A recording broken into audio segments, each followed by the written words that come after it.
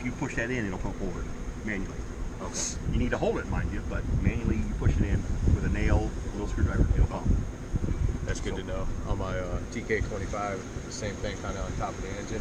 There's a little knob that you can run it. Correct. In fact, there's a conversion for a Putzmeister. When you go up to 40 or above, this is what you're going to put on. This is on a new Putzmeister.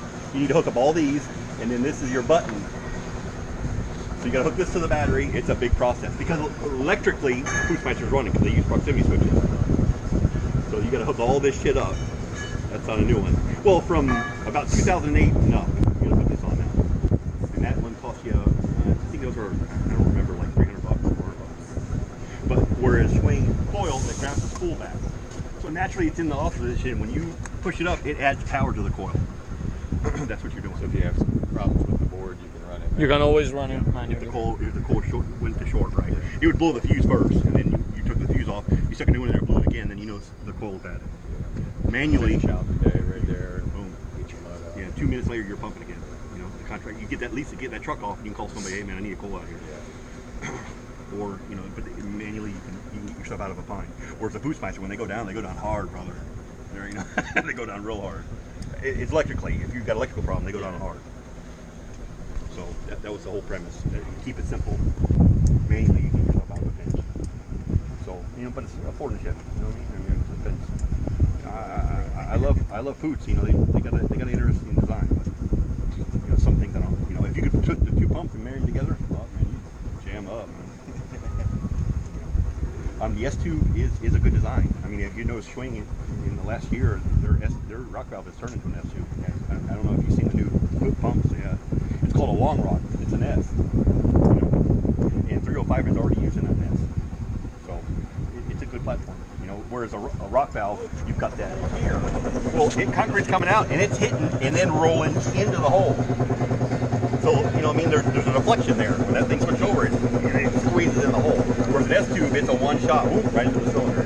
So, you know, it's effective, but it's an old design. You know? So the Putzmeister's got on that. The rest of it is Schwing.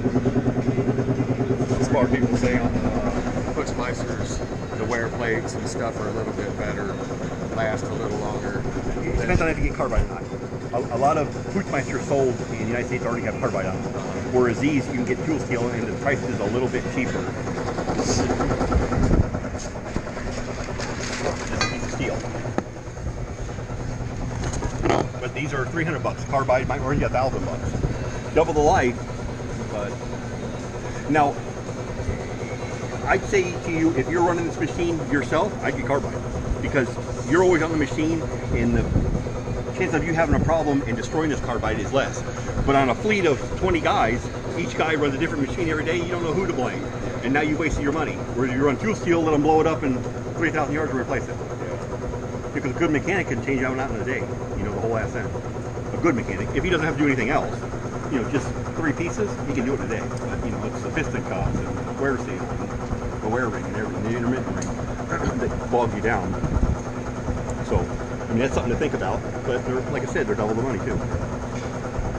So, in my mind, Schwing is less and easier to fix versus Putzmeister, but you get double the life. But they're a little bit harder because on an S-tube, you got to take the back bearing out, you take the nose bearing off, and you squeeze the S-tube out and lift it out. Replace it, put it back in, and shove it in. Whereas this one, I've got 2 rods.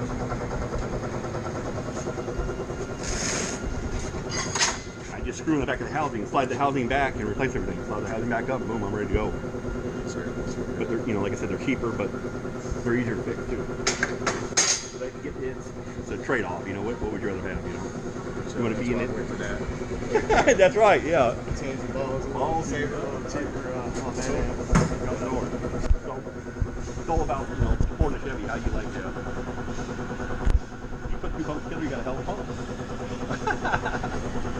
Don't forget to subscribe. Also, you can go to our website, liveequipment.com, and you can see a complete list of equipment we have available for sale. Or just keep navigating through this channel. Have a great day.